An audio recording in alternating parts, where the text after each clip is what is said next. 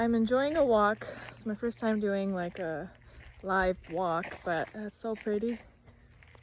And I've just been thinking about some stuff and I wanted to share my reflections as I walk around. Sabotage is a really tricky thing to kick in the butt and like get going to graduate to a higher level. It's so deep in our psyche of how we've been doing things, what makes sense. This person acts like this, I respond like that. That's how we keep peace or survive or just like do things the way we've always done, maybe for generations, if not centuries, whatever. And so anytime we try to do something different or go above or beyond or past that, the way I look at it is like these forces that pull us back to our comfort zone, to our survival methods, to what we've known, what we're comfortable with, but it's not always necessarily good. You know, I remember working at like the elementary and high school, and kids are known as resilient because they have figured out a way to stay safe, to be part of their family system, right? They find the function in the dysfunction type of thing, on attachment system level, safety, networking, being connected. That's way more important, like figuring out how your family operates and staying in that family dynamic versus like finding a way out and do things better and talk back and have boundaries. Like that's going to be disrespected, if you're going to get in trouble, if you're going to be outcast, if you're going to be name called, like a kid is not going to again sabotage their survival methods when the family has established what works for them and what doesn't. I'm gonna actually kind of get seated here because it's so pretty. I wonder if you guys can see for a moment what I see. No, but this is where I'm at. Gorgeous, gorgeous, gorgeous. So anyways, the reason why kids are known as resilient is because they have figured out ways to adapt in the dysfunction. The problem is when you are now an adult trying to make your own way, your own life, and you are stuck in those survival ways that worked in, let's say, your childhood and maybe even necessary. The problem is if you're not graduating to new levels of healthy, thriving, then that's where we get this concept of maladaptive schemas. That's when we get stuck in those old ways of dysfunction. And we all have these like certain areas in our lives that are maybe unhealthy to a certain degree. But what makes it maladaptive is like, let's say you have goals to be healthy, to have boundaries, to figure out what self-love looks like, to get out of the fight, flight, freeze modes, to break certain cycles of sabotage. The problem is when that's getting in the way of you having the life that you want, that's your room for improvement.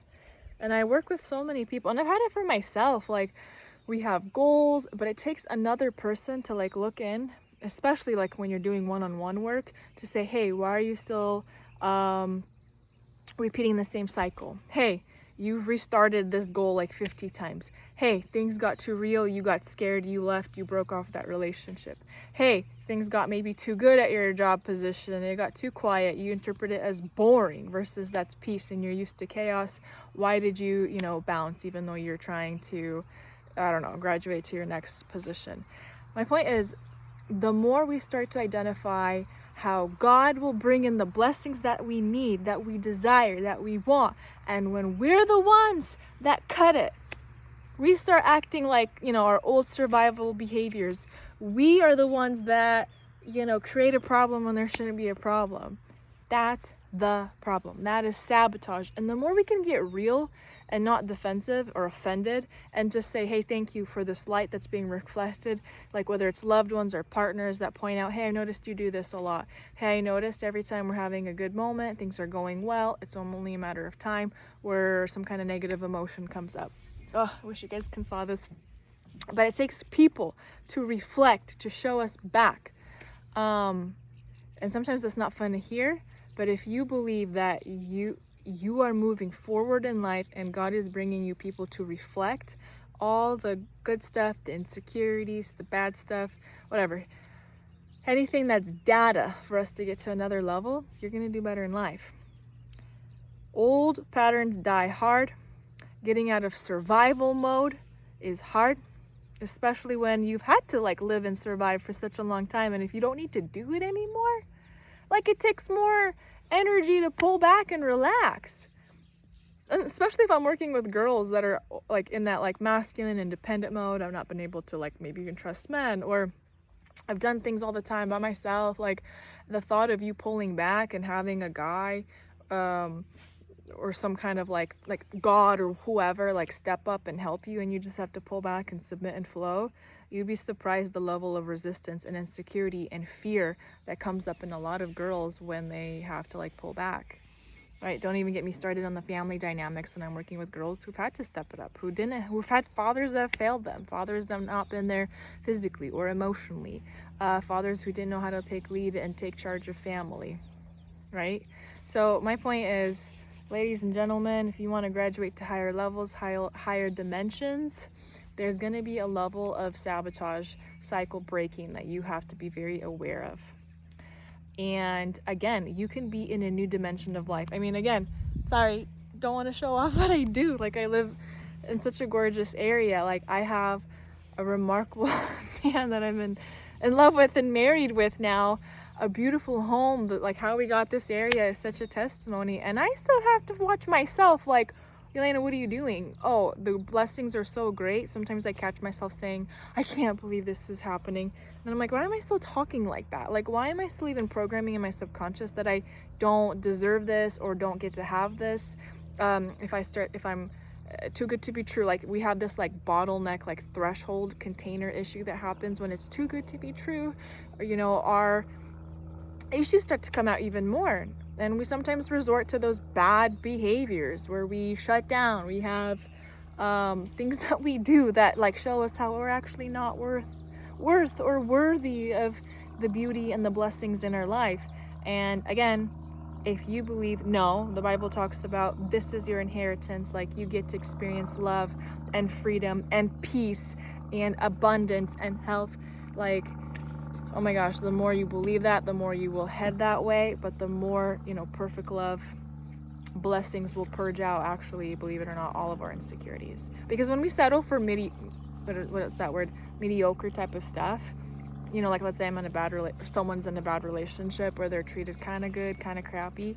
If that's kind of how they believe they are, who they believe as a person, and that's what they believe, like all that they deserve, they will literally manifest and track that, because they won't be in a relationship with someone who treats them beautifully, especially if they don't believe they deserve that. But B, it's really easy to settle for someone who treats you, you know, kind of like half-assed if you believe you deserve that.